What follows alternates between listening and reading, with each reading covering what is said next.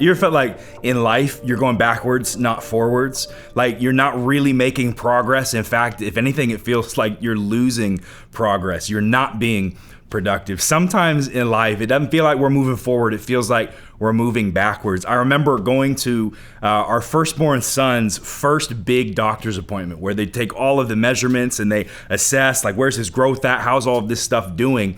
And he was a little bit smaller. His growth had kind of tailed off from the previous one. My wife loses her mind. She's like, he's gonna die. We're not feeding him enough. Like it's the end of the world, all of this stuff. And I'll never forget this because the doctor told us, he said, baby's growth and really human beings' growth is not linear, it's static. What does that mean? It means that it doesn't look like this on a chart where it's always going up. He said, it actually kind of looks like this. It goes up and down, but over time, it's going to keep climbing. So it is with our spiritual life.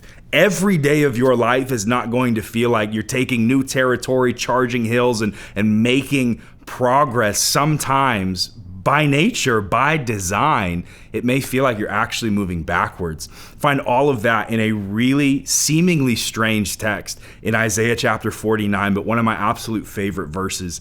Verse 2, it says this: He made my mouth like a sharpened sword. In the shadow of his hand, he hid me. He made me into a polished arrow and concealed me in his quiver. What I love about this language, Isaiah chapter 49, verse 2, is so much of it is you feel it's in the shadows, it's covered, it's hidden. It doesn't feel like you're out in the sunlight doing what you should be doing. And he even says, you've concealed me in your quiver. And there's this image of God as an archer, and we're just this arrow that he's slowly but surely crafting us into who we're supposed to be. It's what we call sanctification, that I'm slowly becoming less like me and more like Jesus. But here's the truth about archery, is that there is a period before that arrow gets shot where it's first drawn back.